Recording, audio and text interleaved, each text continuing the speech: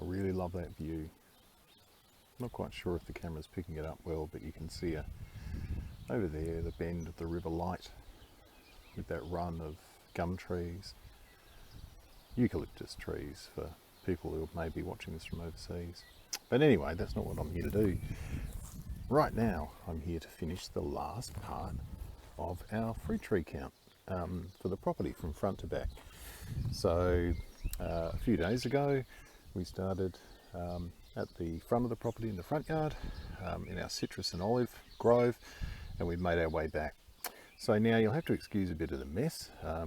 I've been ripping down a back fence which was damaged by the developers that are starting to develop this piece of land here for building. So anyway, I'll get on with it. I'll start here and we'll work our way back.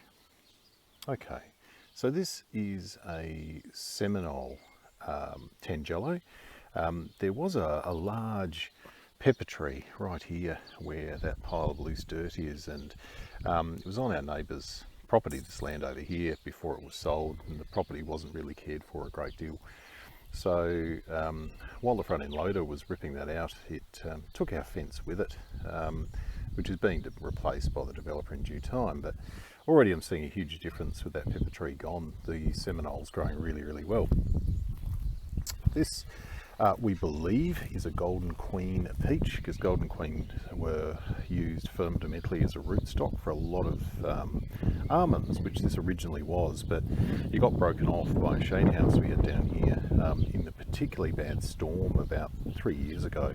But it's shooting really well now, so hopefully we'll get a good result from that. Here we have a red mulberry, Hicks Fancy. There's a rare occasion for you all when you're watching that I actually know the variety of one of the trees that I own. But yep, so that's the Hicks Fancy. This is a market purchase mulberry. My wife kindly picked up for me as a gift the other day when she went to a local market, and that has settled in really well into this spot. This is a Jonathan apple, which is its best year ever, first time it's ever formed fruit in this space. So I'm really pleased with that. This is a white fleshed peach, starts with a W. Gee, I'm terrible at this. It had a considerable more amount of growth on it, but it sort of suffered on two occasions. One, this gum tree in my neighbour's yard, a large branch came away and fell on it when it was quite young and put it back.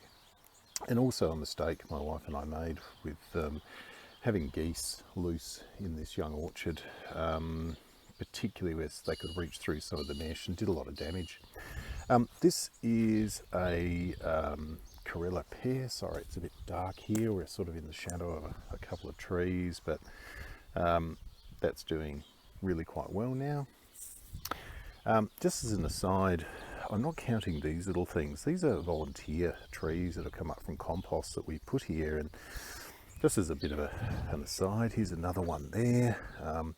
They're just sort of turning up all over the place. If you watch some of my earlier videos, you might have seen the event I had over here when I dug out one of these and transplanted it, and almost managed to get myself in trouble with a brown snake who was minding his own business. But anyway, this is a golden plum. It's struggled quite a lot with its rootstock trying to gain dominance, but I think we finally got a handle on it. This is a Peacherine. Again, this was a much more substantial seedling or young tree before the geese got to it. This is a Mariposa plum, which is really hitting its straps now and was probably the worst affected by geese partially ringbarking the top of the tree. It's really grown probably the most strongly of all of them. This is another Granny Smith, a little bit of a spindly tree. It struggled a little bit to start down the back here because this whole section doesn't get quite as much sun as the front of the garden because of a really dominant pine tree to the north, but also really strong southerly winds come through here. This is a Sicilian nectarine. Now this is definitely a Sicilian nectarine. We actually purchased this from Joe's Connected Garden, which I've spoken about before, which is a gardens cooperative north of Adelaide. They run an open garden every year and put great prices on seedling trees. So if you're in Adelaide or even from interstate, it happens in late January, February. Look it up on the internet. These are a couple of our own cutting figs from our original fig, which we bought from market, which was unlabelled for variety, so wouldn't be able to tell you, but both of them have coped really well here and established themselves well. This, as you can see, rare occasion, is a ruby blood plum. My mother-in-law Chris kindly bought this, so and it's settled in well, it's growing strongly, so I'm really pleased. This is our seedling peach, or possibly almond, we're not sure. We purchased this in, we moved this in a previous video, and it's settled in well, it's growing strongly. This is originally was a Moore Park apricot, which has really died off in the cold. The growth at the bottom is from above the graft, so I'm going to give it a bit of time, see if it starts to re-establish itself. This is our almond tree, again, variety unknown. Little thing has suffered terribly from the geese attacks that I talked about earlier. It's quite embarrassing, really. Probably set it back by 2-3 years. This is another Hunter apricot. This is now really hitting its straps. This spring, the level of growth on it has been absolutely marvellous. So I'm looking forward to apricots from that one. This is probably our most successful seedling tree, aside from the beautiful Sicilian nectarine that's been growing in our vegetable garden for some time. This variety is a different volunteer, only because, as you can see, it's clearly a peach rather than a smooth-skinned nectarine. Over here we have 3 Kalamata.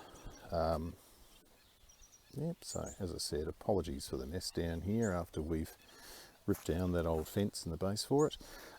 But 2 of these Kalamata have actually flowered. I'll be really looking forward to see whether they actually retain any fruit. These 2 seedlings were put here from seeds from our oil producing olives, of which the variety we do not know. So they've just come from seedlings, and originally they were placed here more as a break. And so I don't forget, even though I've just realised I've forgotten one of the trees in the orchard, just wanted to get in here into this corner and show you this Kalamata, which is hidden back here. We bought this Kalamata really quite early when we moved into this property, but we had to move it because at one point my mother-in-law had a caravan here which had to be taken out through the back of the property, and unfortunately the Kalamata had to be dug out and moved, and at the time, for a variety of building reasons, we couldn't put it back to where we'd hoped. So that's the problem there. So yeah, just as well I was occurred to me, I've missed a couple of trees here. We have a Imperial Mandarin. As you can see, it's been quite devastated by scale, and that's all my fault. Losing a bit of focus on the garden for a variety of reasons, as I've talked about before, but now the scale's treated, it's really shooting, now the weather's warming up, and I've got great hope. I'm not going to trim the dead wood back too early, just give it a chance to get itself going again, and then I'll start to clean that out. And over here, funny, this is one of the ones I'm most proud of. This is a nectarine. Again, we are horrendous record keepers, buy these things on whims, but as you can see, it's one of the few that I've actually done put a bit more effort into shaping, and it's going really, really well. So that brings us to 28 trees down here. Our previous total was 45. So what are we sitting at there? Wow, 68, 73. 73 trees. I'm amazed. I had no idea we had this many. So I'm pretty confident we can probably get, maybe that's the goal, maybe get to 100. We'll see how we go. But at the very least, next target is 75. Thanks for watching this series. If you have, the usual kind of palaver, subscribe if you're interested, share it if you're interested. Love to hear your comments. I've already received some really, really great feedback and encouragement, particularly about our mango flowering, so that was great to see. Thanks a lot.